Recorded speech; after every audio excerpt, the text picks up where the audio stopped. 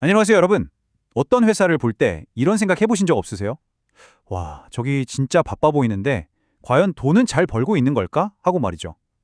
네, 오늘은 바로 그 궁금증, 그 비밀을 풀어보는 시간입니다. 맞아요. 그냥 분주하기만 하는 건지 아니면 정말로 효율적으로 움직여서 성과를 내는 건지 그 답을 찾는 열쇠가 바로 활동성 지표에 있습니다. 지금부터 이 도구를 어떻게 쓰는지 아주 쉽고 재밌게 알려드릴게요. 그럼 바로 한번 시작해 볼까요? 우선 이 모든 지표의 기본이 되는 회전율이라는 개념부터 딱 잡고 갈 거고요.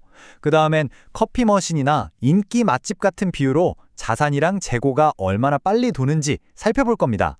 마지막으로 현금 흐름의 속도까지 알아보고 이 모든 걸 합쳐서 어떤 큰 그림을 볼 수 있는지 정리해 드릴게요. 좋습니다. 첫 번째 주제, 회전율이란 대체 뭘까요? 이걸 아주 간단하게 말하면요. 우리 회사가 얼마나 부지런히 또 얼마나 효율적으로 움직이는지를 보여주는 속도계라고 생각하시면 딱 맞아요. 그러니까 회사가 가진 돈이나 장비, 건물 같은 자산들이 그냥 가만히 잠자고 있는 게 아니라 매출을 만들어내기 위해서 얼마나 휙휙 그리고 활발하게 회전하고 있는지를 보여주는 거죠.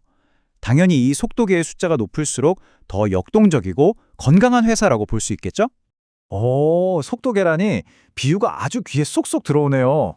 그럼 회사가 가진 모든 자산, 그러니까 뭐 건물부터 시작해서 현금, 기계까지 얘네들이 전부 다 얼마나 열심히 일하는지 한 번에 알 수 있는 방법도 있나요?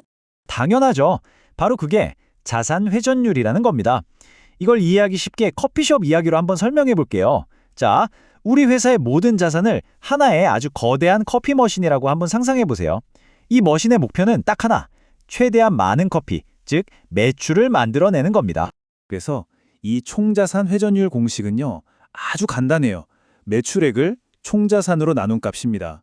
만약에 이 숫자가 2가 나왔다. 그럼 그건 내가 가진 자산 1원으로 2원어치 매출을 일으켰다. 바로 이 뜻이에요. 정말 직관적이죠? 근데 여기서 진짜 중요한 포인트가 하나 있어요. 지금 보시는 것처럼 철강 공장이랑 슈퍼마켓은 완전히 다르잖아요. 이렇게 산업에 따라서 괜찮은 회전율의 기준이 완전히 달라요. 공장처럼 거대한 설비 투자가 필요한 곳은 당연히 자산 회전율이 낮을 수밖에 없고요. 슈퍼마켓처럼 물건을 빨리빨리 파는 게 중요한 곳은 훨씬 높겠죠. 그렇군요. 그러니까 무작정 비교하면 안 되고 어떤 산업인지를 꼭 같이 봐야 한다는 거네요. 그럼 전체 자산 말고 정말로 물건을 찍어내는 공장의 기계나 설비, 딱 이런 핵심적인 것들의 효율만 콕 집어서 보고 싶을 땐 어떻게 하죠? 바로 그럴 때 쓰는 게 유형자산 회전율입니다. 이름 그대로예요.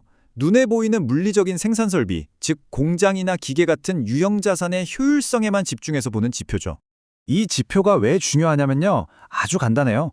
유형자산 회전율이 높다는 건 한마디로 비싼 기계를 쉴 틈 없이 쌩쌩 돌려서 더 많은 제품을 뽑아내고 있다는 뜻이거든요. 기계 한 대가 100개가 아니라 1000개를 만들면 제품 하나에 들어가는 전기세나 수리비 같은 고정비가 확 줄어들겠죠. 바로 원가 경쟁력이 높아지는 겁니다.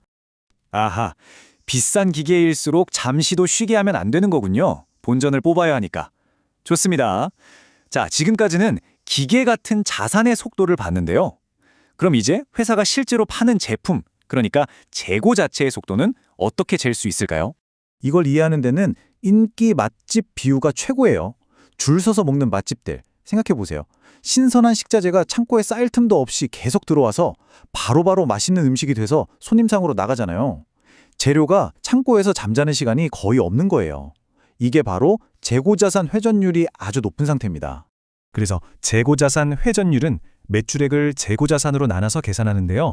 이 수치가 높다? 그건 창고에 물건이 먼지 쌓일 틈이 없다는 뜻이고요.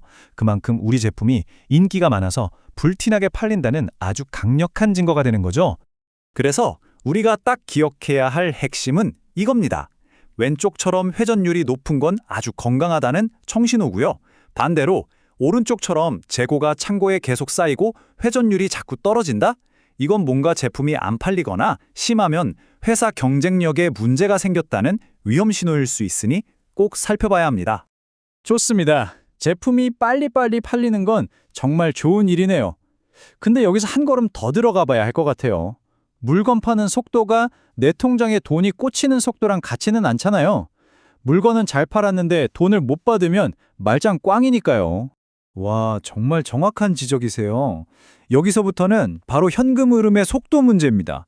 우리 친구한테 돈 빌려줬다고 한번 생각해 보세요. 당연히 최대한 빨리 돌려받는 게 마음 편하고 좋겠죠? 반대로 내가 갚아야 할 돈은 약속만 지킨다면 조금 여유 있게 갚을 수 있으면 좋고요. 기업도 정말 똑같습니다. 자, 먼저 받을 돈의 속도를 재는 매출 채권 회전율입니다. 이건 쉽게 말해서 우리가 외상으로 판 물건값을 고객한테서 얼마나 빨리 받아내는지를 보여주는 거예요. 이 회전율이 높을수록 돈을 착착 잘 회수해서 현금 흐름이 원활하다는 뜻이 됩니다. 그렇다면 반대로 이 숫자가 점점 떨어진다는 건 좀 불안한 신호겠네요. 고객들이 돈을 제때 안 주거나 어쩌면 떼일 위험도 있다는 뜻일 수 있으니까요. 맞습니다. 그럼 이제 동전의 반대면을 한번 볼까요? 바로 줄 돈의 속도, 매입 채무 회전율입니다. 이건 회사가 원재료 같은 걸 사오고 나서 공급업체에 갚아야 할 돈을 얼마나 빨리 주는지 측정하는 지표예요. 아, 근데 이건 좀 재밌어요. 해석이 약간 까다롭거든요.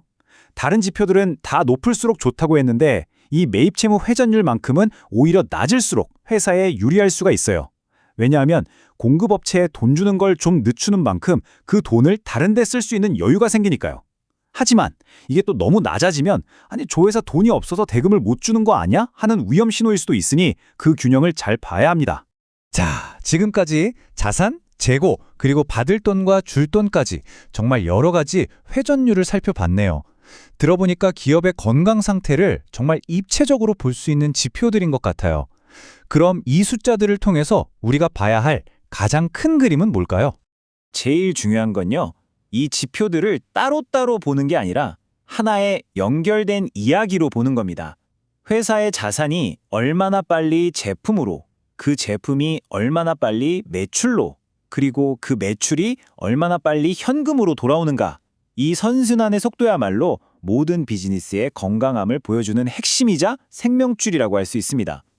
네, 오늘 저희와 함께 기업의 성과를 측정하는 아주 강력한 도구, 활동성 지표에 대해 알아봤습니다.